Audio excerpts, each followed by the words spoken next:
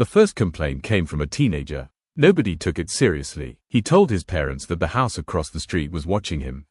Not a person, the house. Every night when he looked out his bedroom window, he got the same feeling. Like someone was standing behind the curtains watching. The problem was that the house was empty. It had been empty for years. The previous owners had moved away after a fire damaged part of the interior. The insurance dispute dragged on, and the property sat abandoned. No electricity, no water, no residents. Yet the teenager insisted he occasionally saw movement inside. His parents blamed horror movies. Then he vanished. One Friday evening, he walked to a nearby convenience store and never came home. Police searched for weeks. No leads, no evidence, no witnesses. The case slowly went cold. 3 years later, another resident disappeared. A woman walking her dog before sunrise. The dog returned home alone.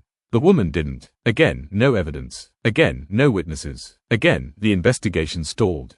The town began whispering about bad luck, coincidences, wrong place, wrong time. Then a third person vanished. A retired teacher. The last sighting placed him walking down the same street where the abandoned house stood. That finally caught detectives' attention. Not because it proved anything, but because all 3 victims had been seen near the same location shortly before disappearing. Investigators examined the property. Nothing. The house was empty. Dust everywhere. Broken drywall. Fire damage. No signs that anyone had lived there recently. But one detective noticed something odd. The dust wasn't uniform. Certain areas appeared disturbed. Not recently. Repeatedly. As though someone had been moving through the house over a long period of time.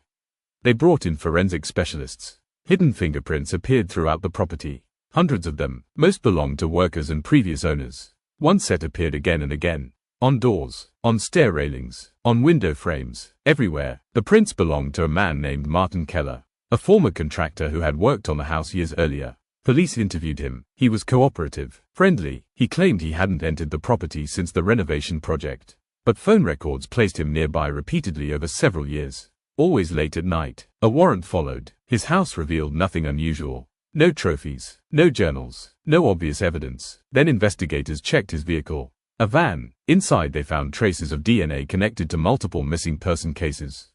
The arrest came immediately, but what detectives uncovered next was worse. Martin had never lived near the abandoned house. He simply used it. For years, the property's condition made it perfect. Nobody visited, nobody checked, nobody cared. According to prosecutors, he spent countless nights sitting inside the dark structure watching the neighborhood through broken windows. Learning routines, learning schedules, learning who walked alone. The house wasn't his home. It was his hunting blind. At trial, neighbors struggled to understand how someone could spend years hidden in plain sight. Watching them, watching their children, watching entire lives unfold from the shadows of an abandoned building. The most chilling testimony came from a detective. During the search, they discovered a chair positioned in an upstairs bedroom. Nothing special about it, just an old wooden chair. Except for one detail, the floor beneath it was worn. Deeply worn, as though someone had sat there for thousands of hours, looking through the same window, watching the same street, the same houses, the same people. Martin received multiple life sentences. The abandoned house was demolished soon afterward. The lot remains empty today, just grass and a few scattered trees. But longtime residents still avoid looking at that side of the street after dark. Because for years, while everyone slept, someone was sitting in a ruined second-floor room. Watching, waiting, and nobody ever noticed.